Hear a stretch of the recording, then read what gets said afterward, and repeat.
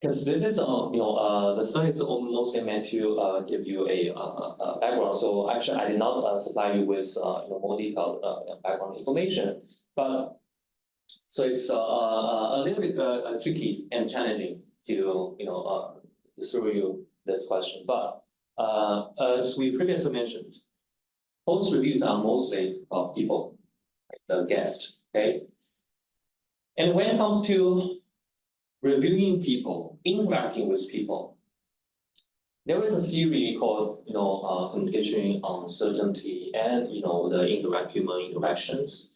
At the initial stage, okay, let's say this is the very first time I meet most of you, okay, and as we initiate relationships and the interactions, in general, people tend to be nicer, more pro-social, because we want to reduce communication uncertainty. We want to lower the pressure of interacting with somebody we have never met before. So usually people are nicer when it comes to the very first interaction. And according to previous literature, it even applies to one-shot interactions, meaning for two people who will never meet with each other again in the future. Okay, so even they know in online markets, like you probably will never encounter this or interact with this customer in the future, or very unlikely to have this consumer revisit your online store. The sellers still tend to be a little bit nicer because they feel like, well, it's very unlikely, but it is still possible. So I would rather be nicer to the people like I'm interacting with. So when it comes to initiation, without any pressure or hint from the other side meaning the guest, hosts usually will act nicer because if you don't know how you are being reviewed, the strategy for most people is to act nicer. Okay? So we observe this increase in pro-social language and emotional positivity. So this is just to show you that the micro-level motives leading to unexpected outcomes at the aggregate level. For example, Airbnb, when they proposed the policy change, I think they did expect this to happen, the guest reviews. Because actually this is what they wanted to achieve, to have the reviews from guests be less subjective, less emotional, but more objective. Okay? So that they're hoping to have the review on a wider range from the negative side to the positive side, because another background information is that most Airbnb reviews are positive. By most, I mean 94%, according to a study, and due to the unique nature of Airbnb being a sharing economy platform. Okay. But we found a surprising result from host reviews, meaning host reviews after the policy change suddenly become even more positive. And now, then people may wonder, okay, then what's wrong with people like hosts being nicer after the policy? It sounds like it's unintended but good outcome. Right? That's the question from many reviewers of this paper. Sounds like it's a very good outcome, although it's unintended. Okay, it's like a bonus from the policy. But the fact is that if every review is positive, then no review is positive, right? For example, if at NUS we give all A's to students here, then it means there was no excellent student, because it's hard to distinguish the relatively higher quality products from the lower quality products. And for host reviews, remember, host reviews are for future hosts of those guests. So if you are a sharing economy, you work on the sharing economy as a part-time job, you want the reviews to be distinguishable for you, so that you can identify good future guests from the nightmare guests. Okay. So conclusion, the design of online review systems should be mindful about the distinction between consumer review and vendor reviews. And consumer here refers to the guests, and vendors here refer to the hosts on Airbnb. And there are also concerns about the impact of crowdsourced evaluations on the reputations of individuals. Because when it comes to products, they have a set of objective properties. We will never say that the product reviews are super objective or reliable, but we have the assumption that if we aggregate, let's say, read 100 product reviews of a laptop, although people may have different experiences with it, but in general, once we aggregate them, the reviews of the quality and the actual quality of the product, the distance between these two variables should be narrowed down, regardless of the subjective emotions that a particular reviewer may have. That's what we call the wisdom prompt. However, for reviews of people, the quality of people, at least in a relationship, may vary across different contexts. I'm not sure if you have ever used a platform called Rate My Professor. Actually, one of my projects is about the Rate My Professor, but faculty members they hate it. The tricky thing about RateMyProfessor.com is that actually when the platform was first launched, it was meant for students to review the courses, particular courses. But people cannot help but reviewing the professors, the people. But know that the way how the faculty members act or interact with students may vary across different courses, especially when we are talking about, let's say, seminar courses, coding courses, and some basic intro courses. So that's a big issue for Rate My Professor, because the people's reputation is often context dependent.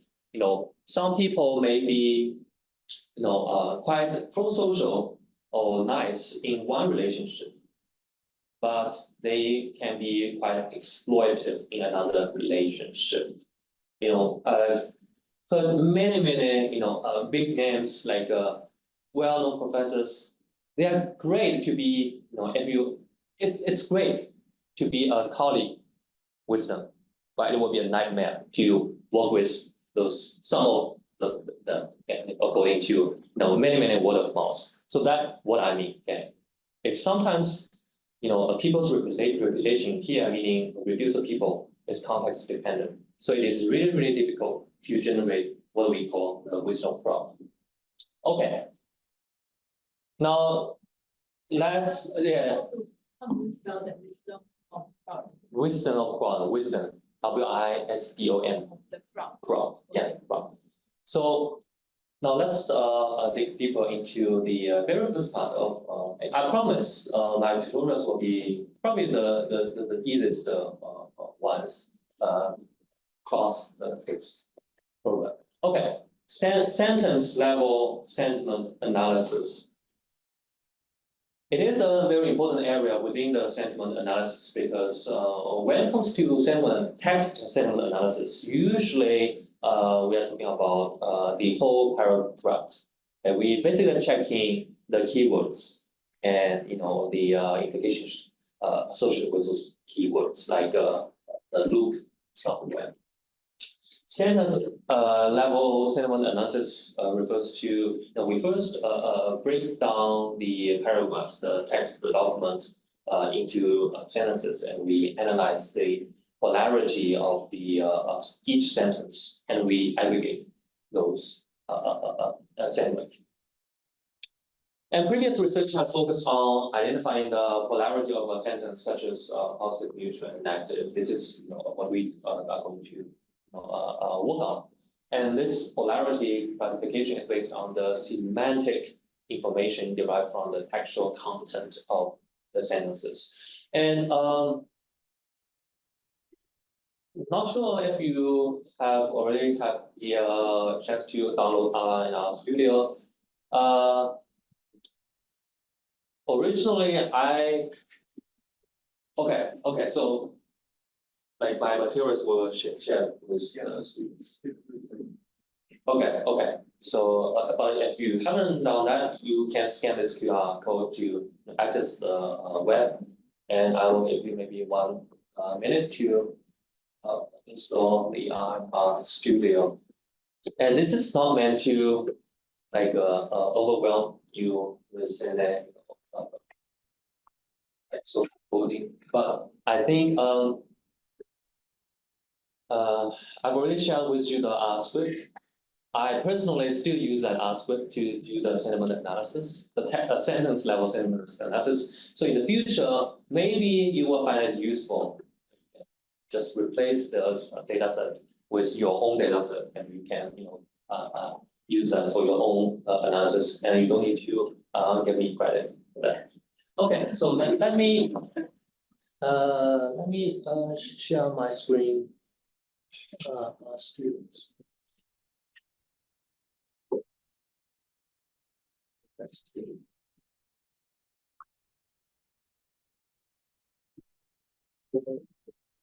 Should we share the screen?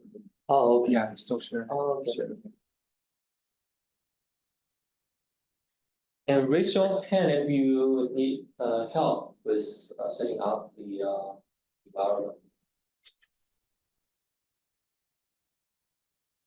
But actually, I've added lots of annotations. So if you have any questions, you can raise your hand. Or for this kind of this level of coding, GPT is very good at explaining everything. I tried, but to really clarify, these annotations are not from GPT.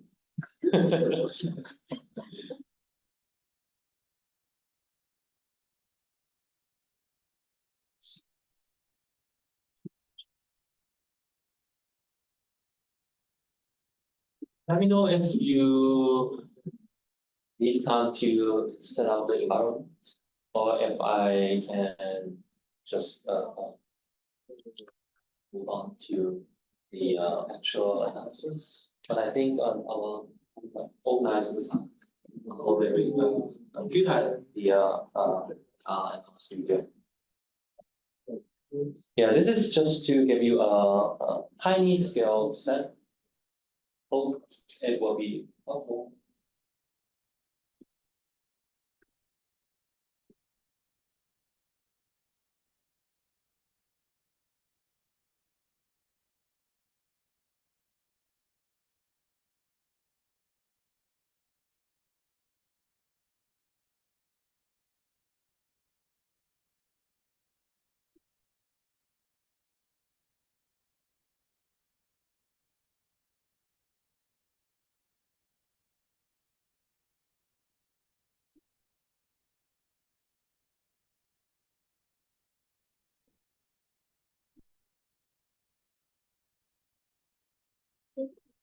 My last semester, I taught a master's class using R. So a large component of it is about R. And I can tell my course evaluation before the R workshop was probably 5 out of 5. But after the R studio, like R workshop, probably, I'm not sure if I still get 4 out of 5.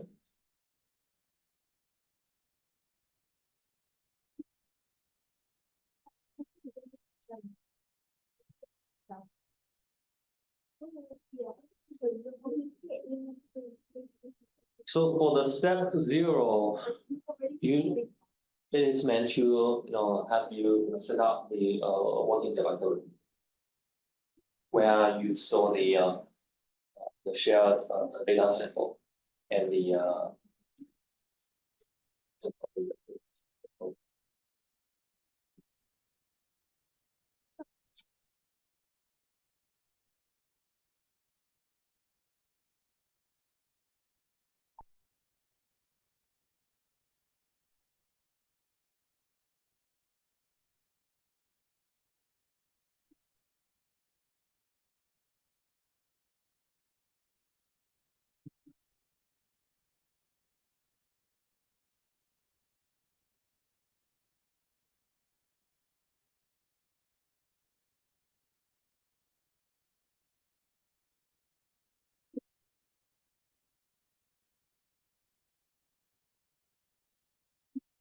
Okay. Before I walk you through the lines of code, I can change it.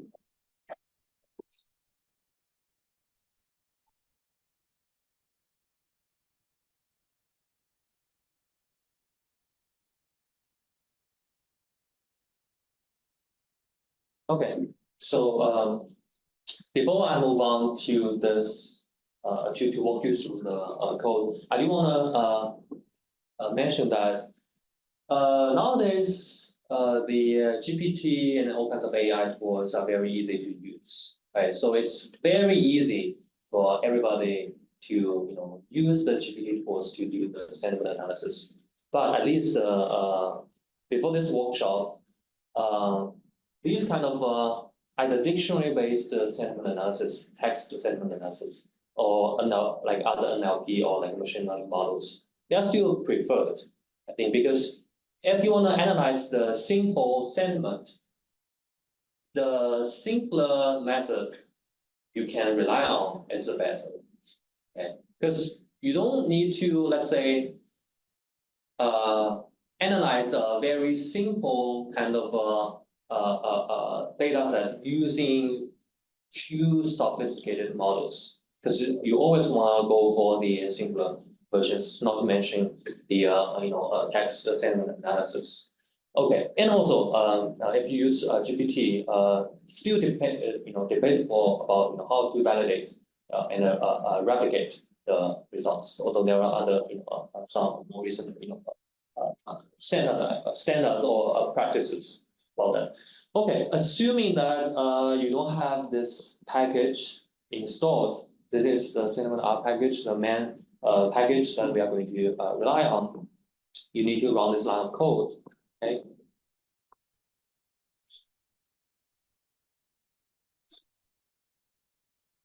But after you install this package, you need to run the line 59. Okay. And we want to load all the packages. I've double checked. I don't think the errors are there if you have successfully set up your working directory. Okay. These are all like packages that we are going to use. Some of them are only for the making plots. If you want more reference, here is the web page that you may find helpful about the sentiment R from GitHub. But now your directory will be different from mine because this is my personal laptop, and as you can see, I stored the materials, the data from my Dropbox, but it should be somewhere on your laptop, okay, specific folder. And this is for us to load the temporary data set, Yao, from Yao, sample data set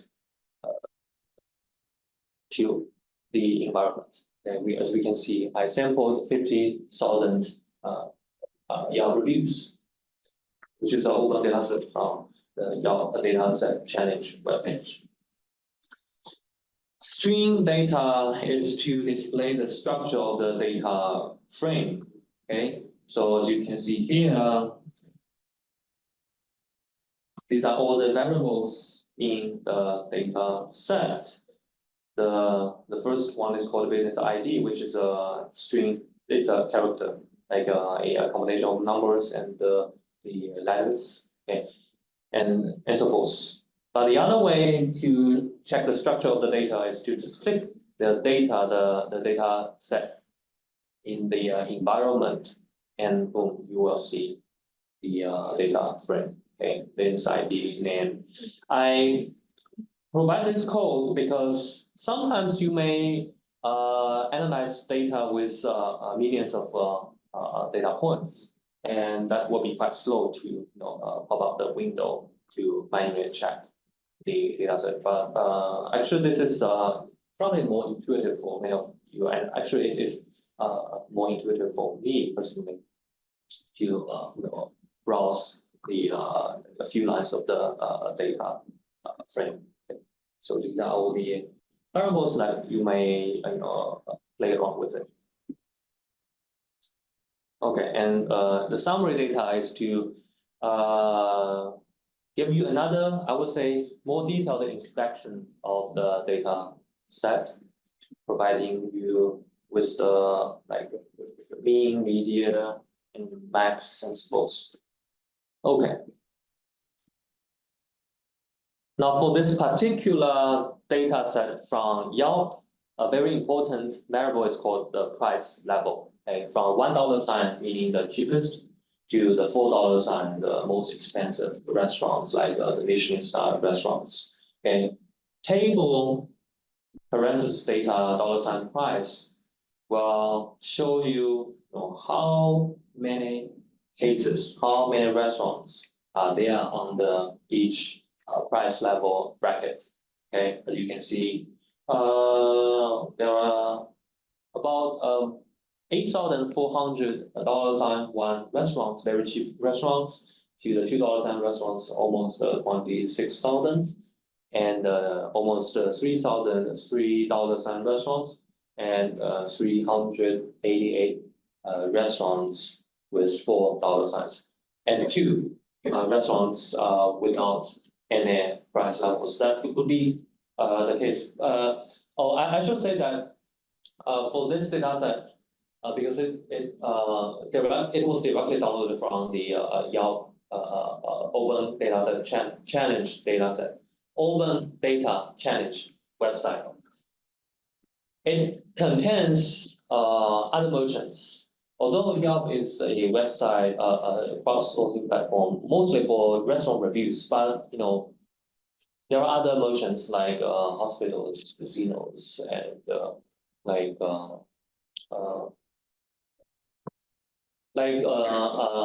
auto parts, like stores, I suppose. So we do wanna first of all, for this particular tutorial, okay, for this particular workshop, I only wanna analyze the merchants with clear price levels. Okay, so let's remove the data with non-price level tag and like NA price tags.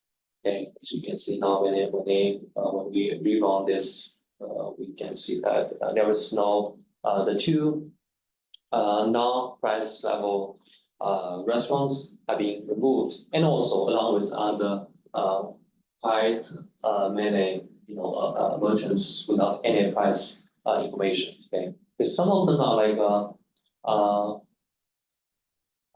for some reason like Pizza Hut delivery without any price level. Okay, and for simplicity, the next step is to combine the level 3 and the level 4 price tags. Okay, just for simplicity, you don't have to do that, but for simplicity, it's really because the $4 sign restaurants are quite rare compared to the other 3 price levels, and it is the fact, right? The $4 sign restaurants are always the a few ones that may aim to survive the very competitive market. Okay.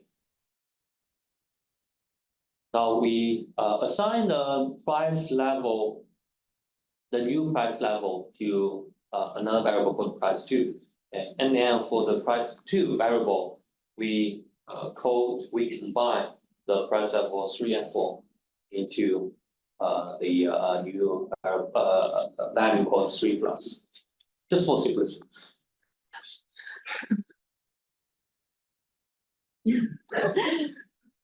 I promise that it never happened. Quickly, the good thing about R is that I can quickly rerun everything.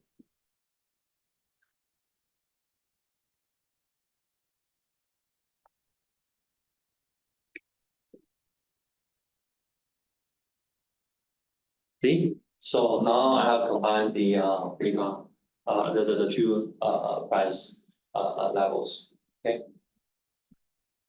Now the next part is to cut down the computational time.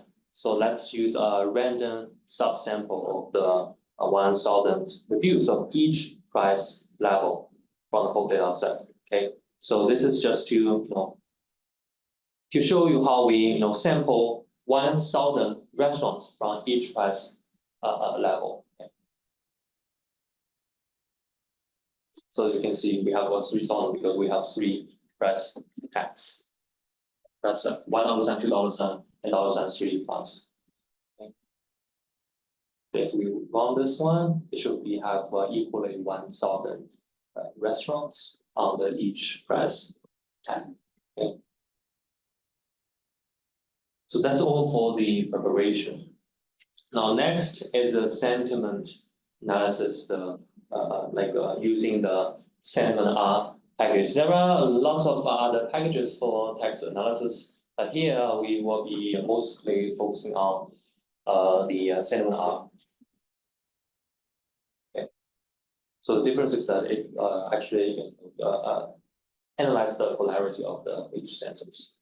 Okay. So here, as a step-by-step fashion of the script, I will show you how we can, analyze the sentiment of each price tag, restaurant reviews of each price tag one by one. Okay, so here you can see I subset the price, the sample to get to only analyze to have the data set of reviews from price tag 1 restaurant. Okay, so this is a 1,000 restaurant reviews from the cheapest restaurants. Okay, and here is the code to do the sentiment analysis, sentence level. Okay. May take some a few seconds. Okay. And we can take a look at it. So this one. As you can see here, the very last variable, the average dash sentiment, is the sentiment score of the text. Okay. We fed to this the function. Okay, and you can always pull up the actual text to read the the reviews if you want to double check. Okay, so this is for example 1. Yeah. Yeah, I want to check, right? You say average sentiment is the average of each sentence in one. Yes. Okay. So basically, how it does is that it analyzes the sentiment of each sentence one by one. And now they average. And then it's from -1 to 1. Yes, so that's why this is the average. But yeah, if you break it down each sentence, it should be. Now I want to ask, like, are there any baselines for negative or for sentiment? Like it has to be below this amount of number for negative, right? To be truly considered negative, or like above this. Good question. It also relies on the other unrelated words in the sentence, like I or was or a few stop words. So for more details, you may want to refer to the website due to the time limit. But yes, so there it's more like the extremely or obviously positive negative words. The positions in each sentence. So I was just wondering, like, when this actually goes into like data analysis or publication, right? Like sentiment, are these like decimal points important, or ultimately you just care whether it's quality? So here, this is actually for the whole review, so for each, okay. And for the sentences, each sentence, there is negative 1, 1, 0, yeah. Oh, okay, so the Yeah. sentence itself is negative 1, 0, or 1. I believe so, but yeah. But not sure if they have updated the package or not, yeah. But yeah, so in the actual, this is how you report the result, okay, for the average sentiment. Okay. So this is for restaurant reviews from the cheapest restaurants, okay, in our data set. The next few lines are for the price level 2, okay. The only difference is that here we focus on the price level 2, okay.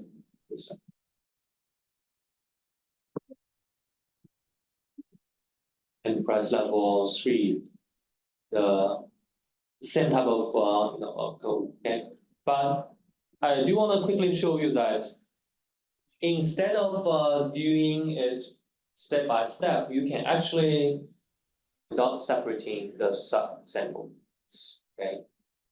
If you just want to follow this line, it will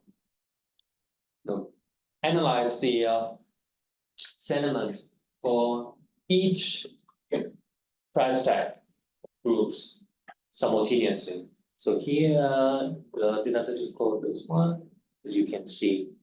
Okay, we don't need to split the data set.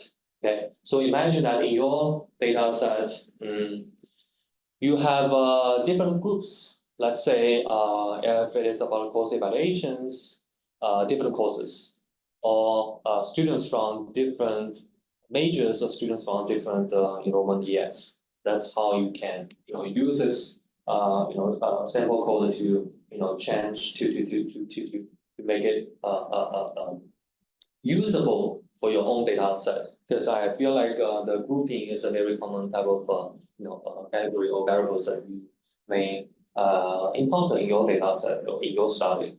Okay.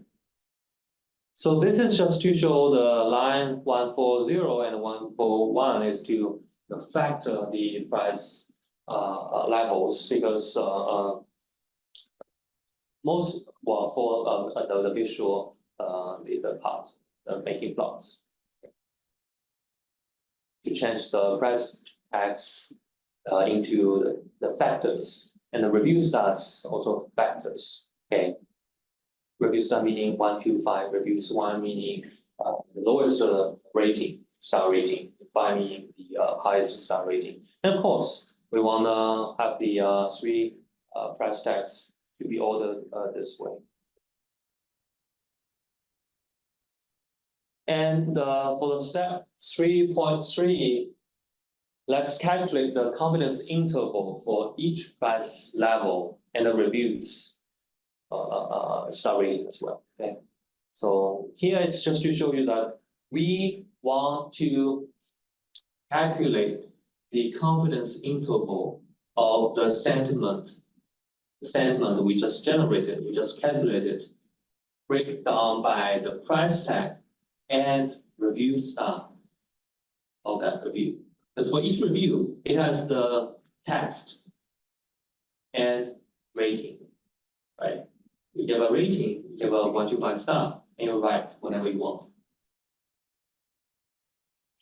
Let's do this here. If you run this one, the result it will give you, as you can see here, the price, the reduced star, and the average sentiment analysis scores. Okay, and confidence interval. So I'll talk about this later. The dodge is just the addition of the how do you say that? The little dots on the plot Okay, and the GG plot is to may look like complicated, but this is just to tell the R that I do want to plot the result we just calculated, and to have the x-axis being the price tag, y being the average sentiment, and the color being the review stars of each review, okay, the star rating of each review, and then have panels of the star rating, okay, as well. And let's very complicated. I think it's quite complicated, but you will see the result, which is quite clear cut. Okay. Let me do this one. This is what we get from the analysis. Okay.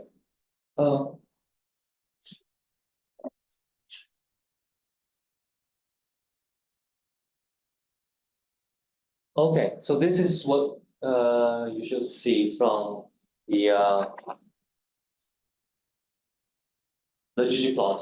Okay, I will give you like 30 seconds to take a look at the plot and let me know like what you find from the sentiment analysis, which is it. Oh, let me walk you through the setup. Okay, again, the x-axis is the price level. $1 sign, $2 sign, 3 or $4 signs. The y-axis is the average sentiment. And we just calculated relying on the package. And the panels 1, 2, 3, 4, 5 are the star ratings of the reviews. 1-star rating to 5-star rating. The highest star rating indicate, better overall, feedback from the consumers. And the colors refer to the star ratings as well. So what do you think from the result? The more stairs, the more positive sentiment. But overall, it seems the price levels didn't significantly influence the sentiment of all stars. Yeah. Basically, that's it. So it shows at least from this very basic and simple data set, there was a very strong correlation between the star rating and the text sentiment. Okay. I mean, it's very intuitive, and it will be very counterintuitive if we don't have, we don't find such high correlation. That means people probably will.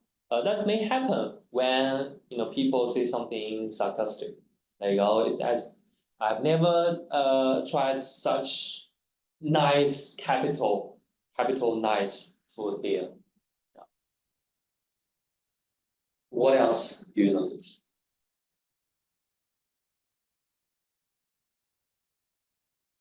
You see, one of you mentioned about the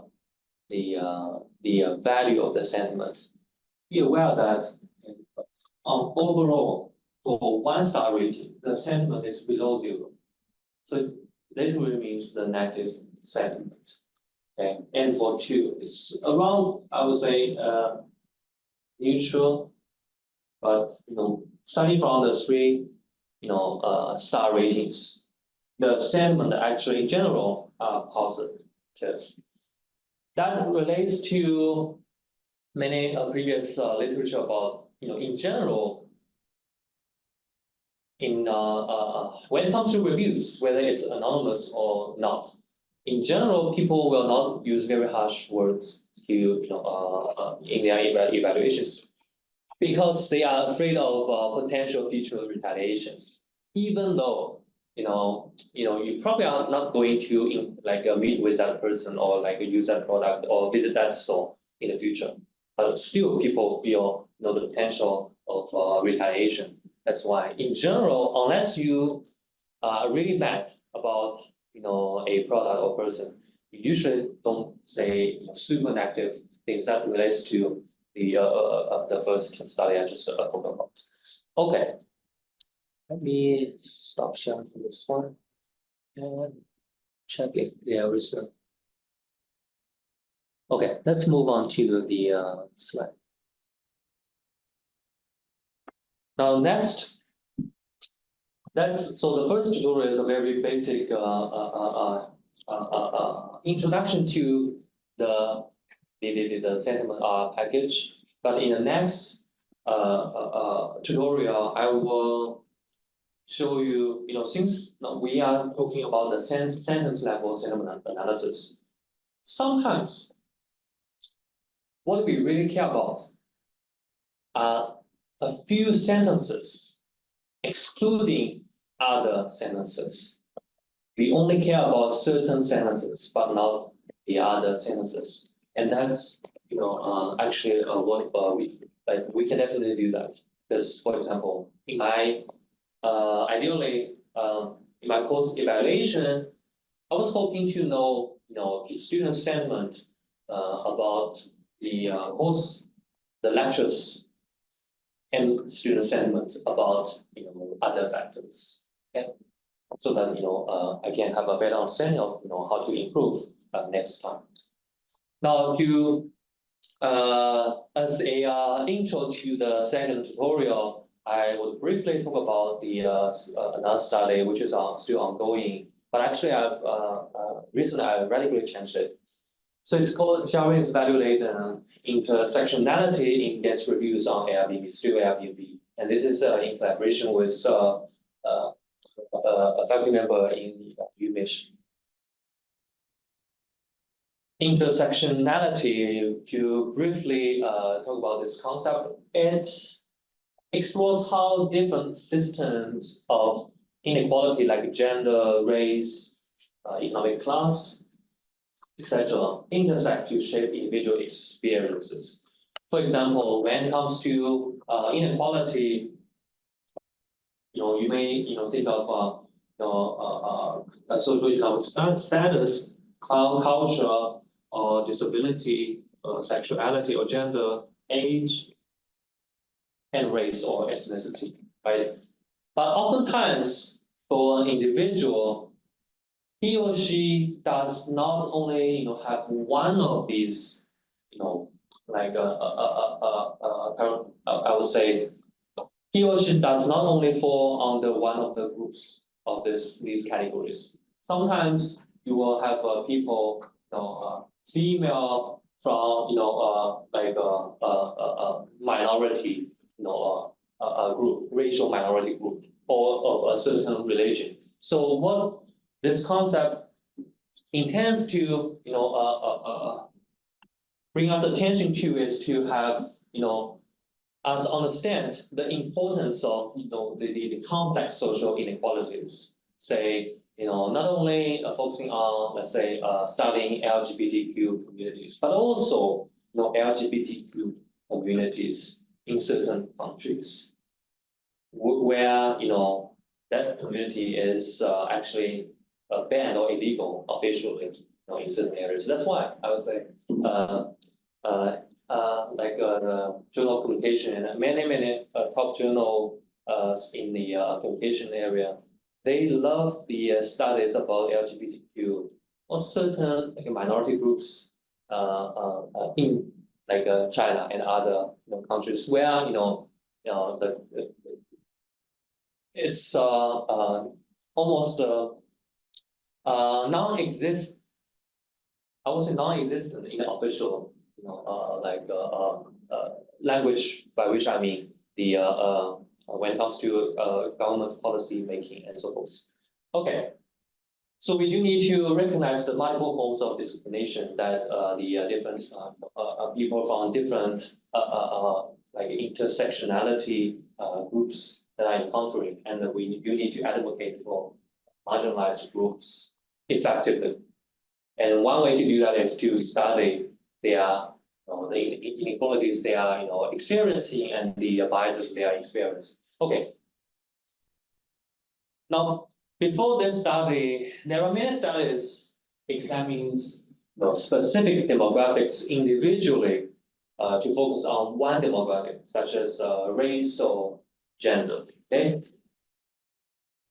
And intersectionality suggests that we need to analyze multiple identity categories and their consequences simultaneously. So that is a keyword to study the consequences simultaneously from the combination of the different identity categories.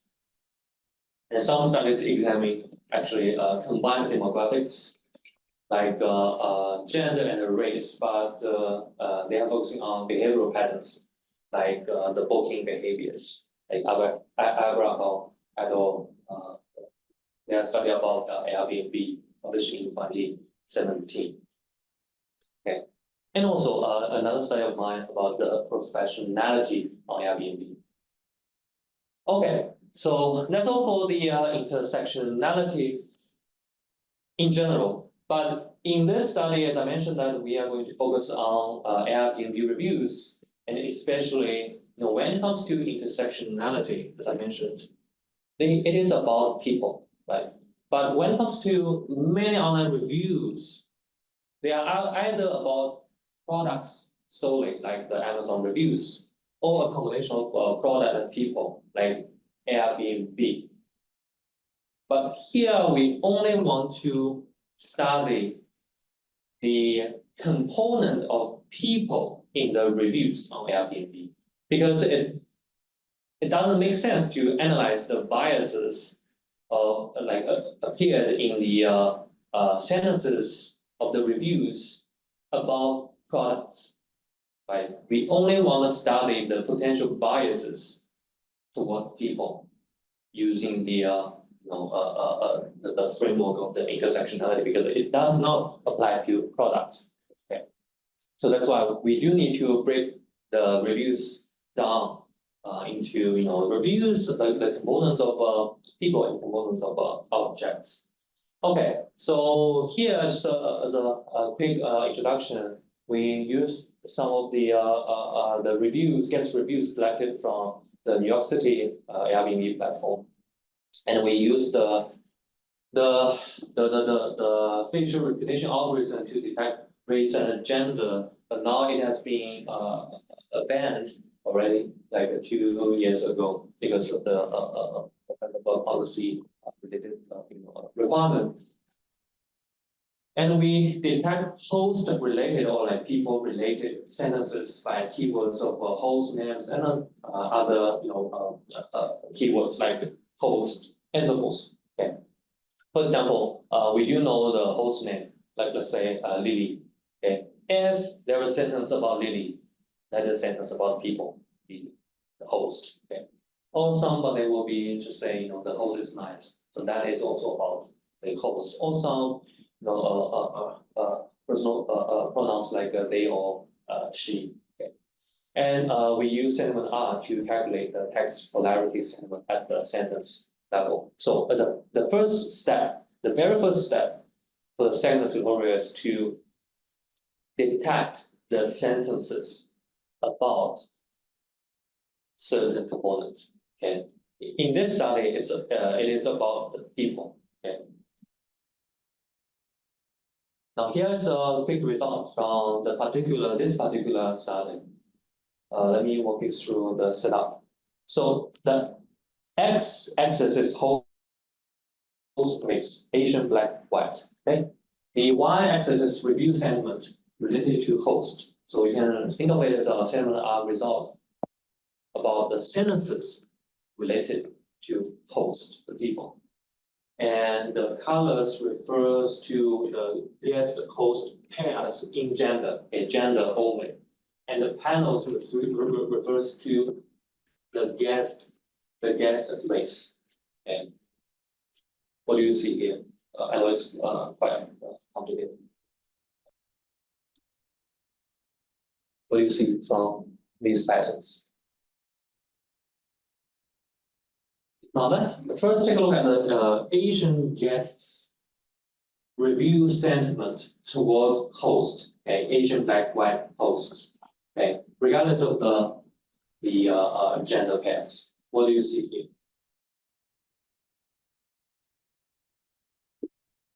In terms of review sentiment, do you notice any differences across host races for the Asian guests. Any differences? Well, this is the confidence interval. So in general, quite similar, right? There are like a little bit, difference, across Asian, Black, White hosts. But in general, we do notice significant differences. One of our Black guests reviews sentiment toward Asian, Black, White hosts. Similarly, we do not notice like a big differences. But then how about the white guests reviewing Asian, Black, White hosts? There are some differences, right? Like the lowest sentiment is toward Black hosts. But I do wanna point you to these like really significant ones in pairs. As we can see here, the biggest differences occurs when it comes to female, male, white guests reviewing Black females host, Black female host. Okay. So in other words, Black hosts suffer from like lower sentiment scores in reviews from white guests, but this is particularly the case for Black female hosts. Okay, so this is what we find as part of the like ongoing study. Okay, so this is to show you, the potential of first of all the intersectionality, and secondly the sentiment analysis at the census level. And here, I mean the host level. I would say census related to host. Okay, the sentiment directed at the host, because guests, I don't have the result here, but if we analyze the whole reviews, we do not notice these differences. Okay, because people would probably say the room is nice, but the host is okay. Okay. So if you combine them, it will give you I would say slightly like a more positive, review. So it will be very, the difference will be not that salient. Okay, so it happens. So for the second tutorial, I would like to talk about the sentiment of specific sentences, like to evaluate the sentiment for specific sentences. For example, in Yelp, the reviews of restaurants. Sometimes you talk about the environment. Sometimes you talk about the food. Sometimes you talk about the service. Okay, and sometimes you talk about let's say the convenience of parking lot, if that is what you are interested in. You can first detect those sentences and then analyze the sentiment of those aspects. Okay. And this expands the scope of sentiment analysis and opens up new possibilities, because previously you have a sentiment score of each review, but now within each review you can break it down into different aspects. Okay, and also know that whether a restaurant review mentions service or not may be another interesting variable in your study, because what's the implication of a review not talking about service at all, or in the case of Airbnb, what's the implication of a review not mentioning the host at all?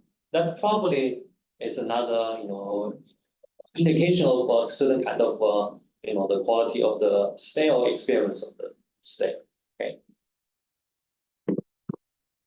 Now let me share with you another. Okay. Okay. Now let's move on to 4.1. for this part of analysis, we do need this package called do parallel because this will speed up the following one of the functions, okay, so that it allows us to run the sum analysis simultaneously.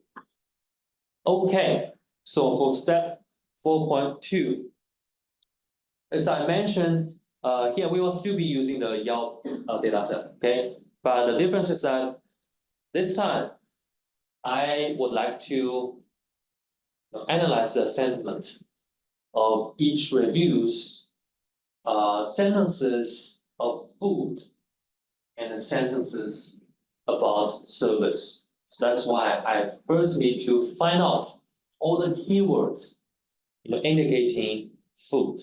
Okay, so here this is called MS Food Cat, and these are the keywords because I forgot to mention that this is actually I did not create these keywords. This is from a management science paper published 2 years ago. It's about these are the keywords that they think will indicate the food related aspects, meaning if the sentence include these, usually the sentences are talking about food, right? Because it will be very weird to have sentences about with delicious talking about people.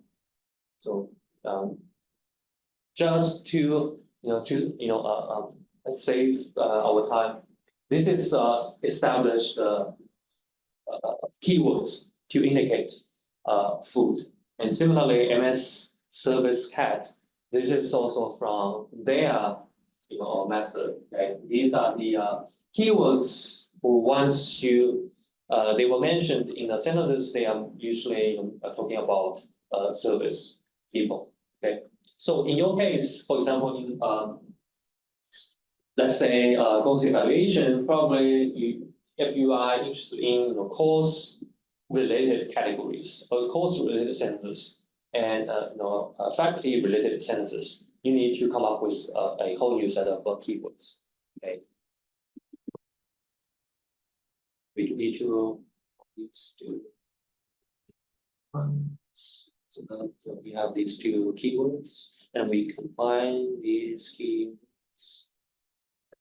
So first of all, this is just to quickly check a random sentence of the sentiment. So here, as we can see, now we have the word count and sentiment of this particular random sentence. Okay. Now for step 4.3, the first function is to chunk the reviews into sentences. Okay, to basically dividing the reviews into sentences and finding out the sentences related to food and service. Or others aspects, if you have another category of keyword detection, another list of keywords to detect another aspect of the reviews. Okay, so this function we run this to feed the R so that it will know how to chunk the reviews into sentences. The next one is to the real thing, and to basically insert each review a keyword and split each review into sentences and select the reviews containing the keyword. Because I only want the sentences containing either service-related keywords or the food-related keywords. Okay.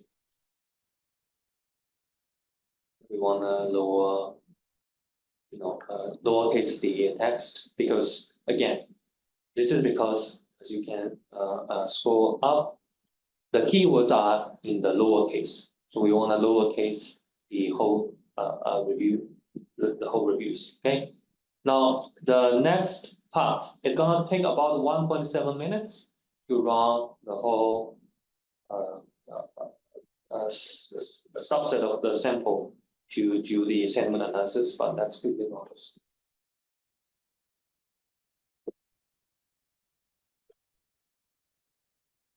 So the main purpose is actually due to the time limit. It's less about having you I would say really become good at running the whole script. I think for the script I will leave it to you. But the biggest point here is to let you know the potential of this kind of method, so that in the end or in the future, if you have some research question or hypothesis that you want to test, you can find it in one of the folders on your laptop. Because I can tell you in my during my PhD years, I've learned a lot of, I took a lot of method courses, and I statistics courses, but probably I forgot all of them. And I relearned them because I suddenly I realized like, okay, this is I need to there is a method can tackle this kind of a specific question. So I will find out all the materials and basically to refresh my memory. During Cornell years, I learned method mainly to pass the exams. Okay? Because I don't know like why should I use the sentiment sentence level sentiment analysis. Like I'm not going to use it in my project until I find it's it is necessary to use the sentence level sentiment analysis in this particular project. For example, like I do want to know the sentiment of the restaurant visitors toward the food and toward the like the service. Okay, because at that time I had a clear hypothesis, a clear research question.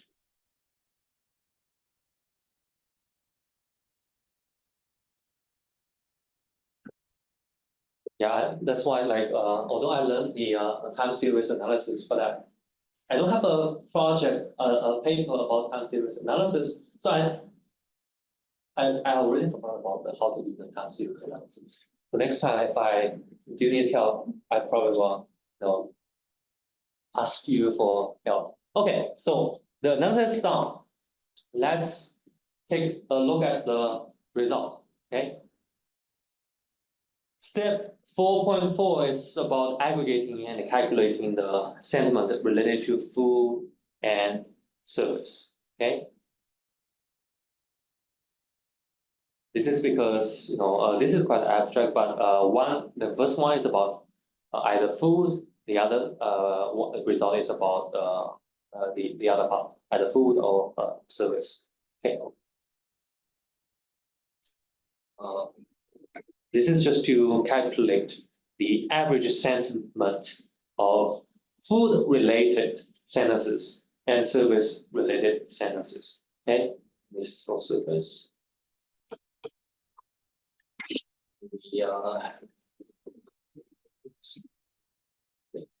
We define. We can quickly check the text. But I just want to rush to the summary of the result. It's for each step you will you can digest later of this workshop, but the most important part is to understand the potential. Okay, so this is a result from the the analysis we just did. Okay, very similar setup. The x-axis the price tag, the y-axis is the average sentiment.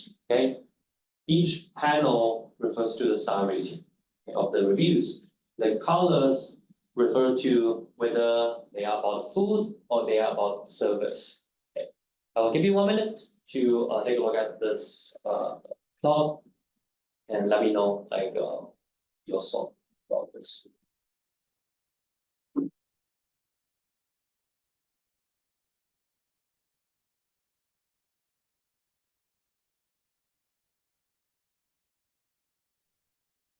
So previously, I showed you the general sentiment, but this time we break it down into the different parts, and food related and service related. And by the way, so one difference is that previously all the y-axis they are fixed, meaning they share the same scale. But now, look at the starting point, they are different. So that's why you see all of a sudden, the confidence intervals are packed. But because previously I wanted you to compare across panels, but this time, my intention is to have you inspect within differences, within panel differences. So what do you see here? Like within panel differences, within panel differences.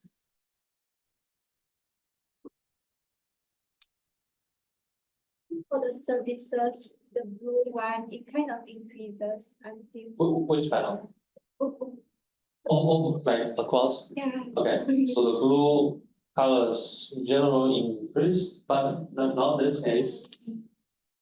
Not this case, and yeah, so the average may increase, but the difference is not that of a significant one.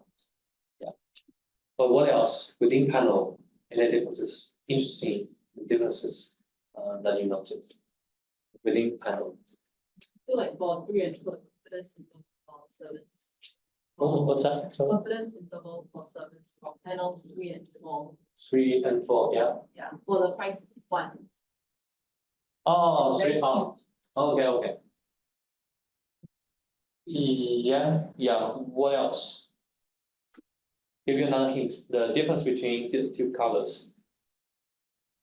For the 4 and 5, the differences between the survey and food is increasing. The difference is increasing. Oh, Yeah, the blue color and the red color. I see. Yeah. I would say a little bit. There's a tendency. Yeah. Well, what else? Food is generally higher for 1, 2, Food. as compared to service, like for 1, 2, and 3 panel, Right. food is generally higher. Yes. So 4 and 5, that service is more expensive. Yeah. Service. Yeah. People are more talking about positive sentiment than service. For 4 and 5. What's the further implication of that? So if you are giving 4 or 5-star ratings, It's, you must be value the service. good at providing good service for the restaurant owners. Okay. And what about the $1? The star rating one, the negative reviews. How about the negative reviews? Yeah, so when people give you very negative reviews, like 1-star rating, they are complaining about your service. Okay, they are complaining about your service. But when people are giving you very good reviews, perfect reviews, 5-star rating, they are talking about your reviews. Well, at least they have more positive attitudes toward the services that they experienced during their dining experience. So it looks like service matters when it comes to extremely negative reviews or extremely positive reviews. So that's the implication from this kind of analysis. Okay, we further break down the sentiment into more detailed aspects, food or service. Okay, so in other cases, for example, I haven't tried this, but I do have a very large data set of rate my professor.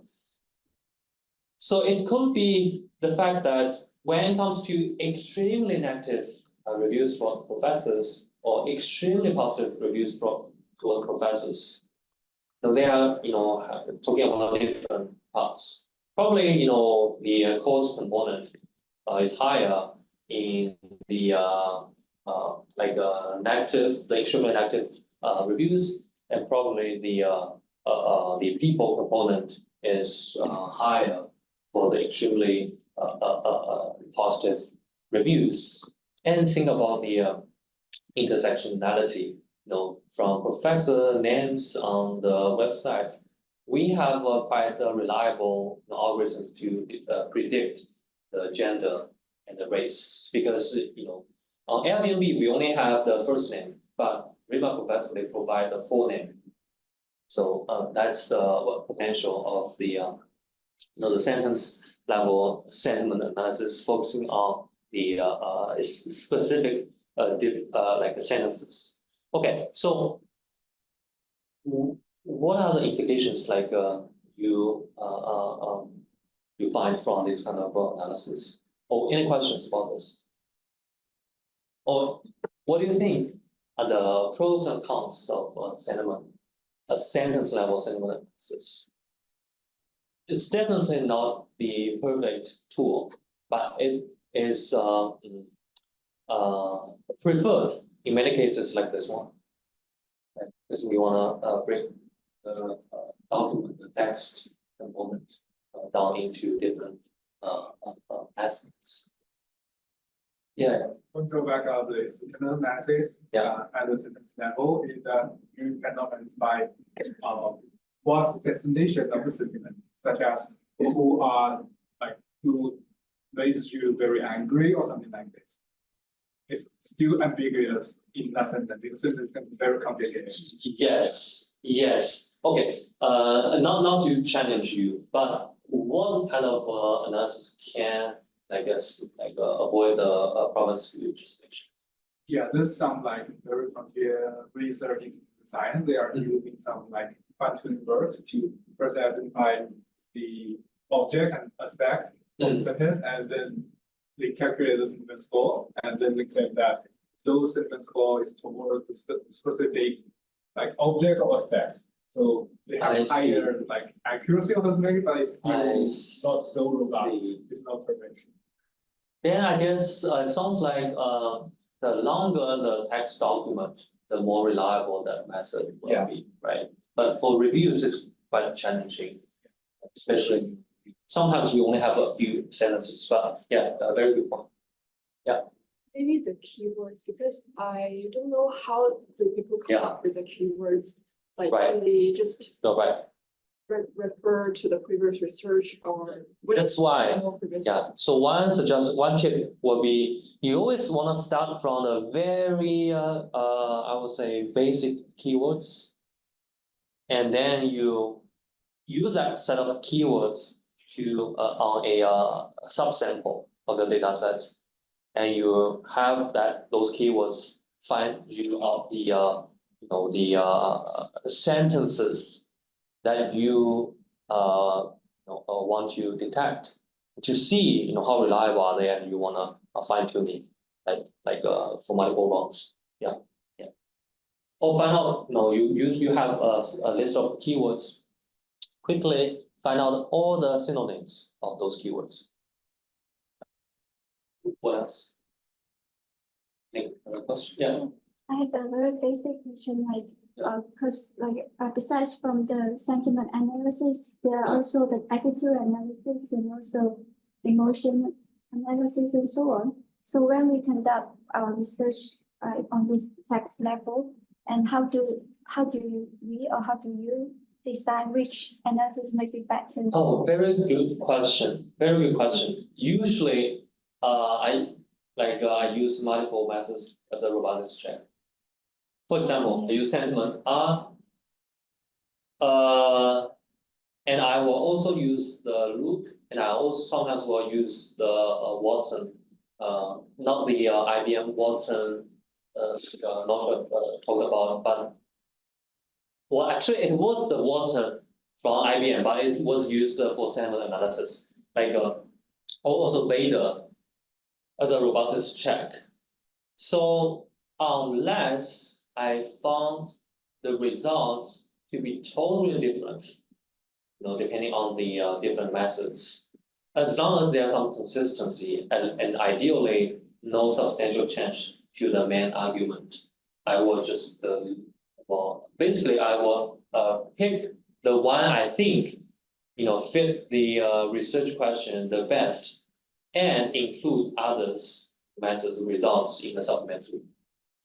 But that's a good question. You usually find What was that? you usually find the algorithms that you use for various technical and electrical for various tools.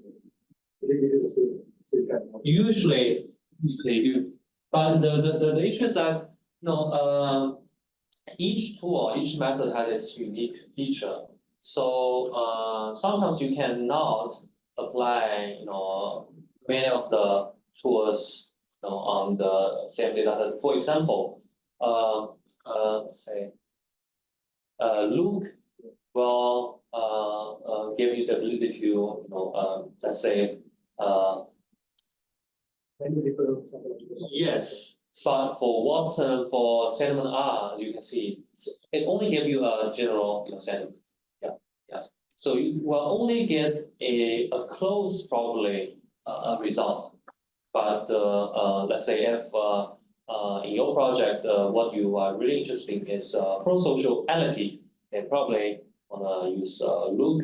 But pro-sociality has been found to be closely related to a positive emotion, and so you probably wanna check the sentiment R result as well as the robustness check. Okay, as long as the results are not radically different from what you observed using Luke, I do feel it shows the robustness of your work. But nowadays, when it comes to not only the text analysis but also the visual analysis, let's say in the second study we used the facial recognition algorithm. We were 2 years ago when we submit our manuscript for review. People review us question about the validity of facial recognition algorithm, and they asked us to do the human validation, which we did. Now recently they want us to use the GPT-4 to do the validation, and we were like, okay, but we didn't have the human validation, so it has been a weird change. Yeah. Because some of the especially for GPT GPT-4V, the vision, it is quite I would say good at detecting some features. But in one of the recent ongoing projects, we actually still use a specific open source Python package instead of the GPT-4V. But we will consider using the GPT-4V for the request from the reviews. Other questions? Can I check? So are there any dictionaries for more of like the specific cultures? Like for example, like Singapore, like there's certain English words that may reflect more positive feelings. But does it just ignore it? Like for example, shook is just ignored or Good question. Good question. So for this data set, actually, I didn't talk about the background. Those are from the major metropolitan cities in the US. But for text in a different language or even English but in a different culture, I don't have much experience, but I'm pretty sure there are some dictionaries. For example, last year or 2 years ago, a group of scholars in SICSS-SG, the Chinese University of Hong Kong, they developed a dictionary of Cantonese toxicity related languages. And also a recent paper published a few months ago, they developed a custom dictionary about location based toxicity. So sometimes for a specific sentiment or language features, you do need to come up with a new dictionary. Could you share more about, like, you mentioned about one open source software that you detect the visual features. Could you share more about that and why you didn't choose ChatGPT instead of using that open source Okay. one? I will answer the second question first. Why we didn't use GPT? Because when the open source package is well established and has been used in many papers, publications, and on the other hand, you have a GPT-4V that is still a kind of an unexplored land. I would definitely choose that open source package, especially our particular task is very simple, like to categorizing, to detecting race, gender, and age. And if there is no human faces detected, we actually ask a large language model to describe the picture. So that's the reason. For the open source packages, there are quite a few out there, depending on your need, I would say. So I can share with you later, but we did explore a few packages and we checked, for a specific like a task, which one performs better in compared with human validations. Yeah. Yeah. First of all, thank you so much for that report, sharing with us into that. You mentioned that case studies regarding like racial like discrimination. Yeah. I'm wondering when it comes to textual and sentiment analysis of more sensitive data that might contain like personal information like someone's race, someone's gender, the age, or maybe even where they stay. Is there any steps that you take as a researcher to ensure that like the privacy and identity of these individuals are being protected? Yeah, good question. We did receive similar questions from reviewers. But first of all, for the data, the text data I have analyzed. So far, they do not contain like sensitive information because first of all, those are publicly available data. They write those reviews publicly. What we have collected are what can be seen publicly. So we are not collecting any private information. But the potential issue is the traceability of the data. Because when we read the Yelp reviews, it is rare for us to what it may happen to some users. Like we want to dig deep to what else did this particular user have reviewed, and what is his or her location, like perceived location, which can be detected by the frequency of his or her visit on the page. But for that part, we intentionally avoid making those inferences.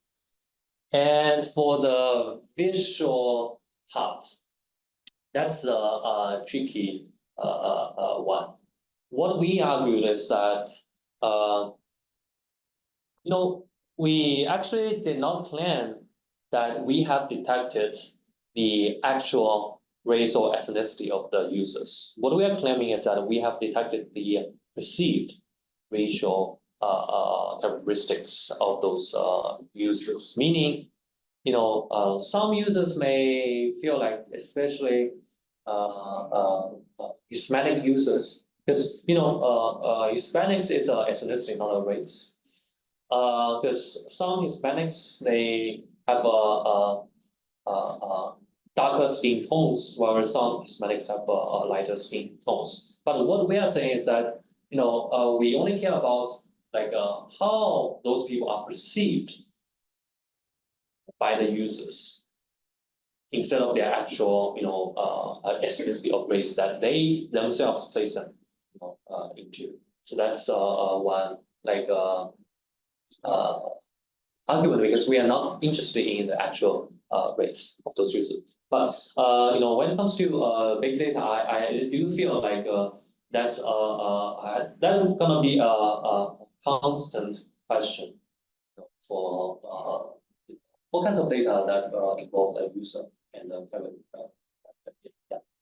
So my question is how do you know the emojis? Emoji. Oh yeah. Beta can. I mean, many people they may use emojis to express sarcasm. Yes. That might complicate the sentence. Yes. Good question. We've first of all, actually, for the Yelp reviews and the Airbnb reviews, we did, check the proportion of reviews containing emojis, and what we did was to, do the analysis with everything included, and redo the analysis excluding those emojis. And by excluding emojis or including emojis, we use the two methods. The first method is to translate the emojis. But when it comes to translation, there is a potential issue because the laughing face, like with tears, according to the translation, it's like it's happy, but actually it's more complicated than that, right? So that one is translation. The other method is to use Veda. Veda is another tool. It claims that it can read emoji. But again, the issue is that those kind of some or quite a few emojis, their actual meaning are context dependent. So so far, with the best we have done is to analyzing the sentiment with or without, and for the first part with emojis we use translation and we use another method, the sentiment analysis method that can handle emoji. Yeah. But let me know if you have another better suggestion, because I noticed that, and myself start to use emoji more frequently, right?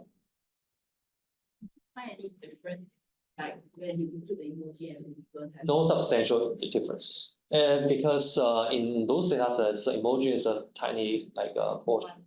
Yeah, tiny portion.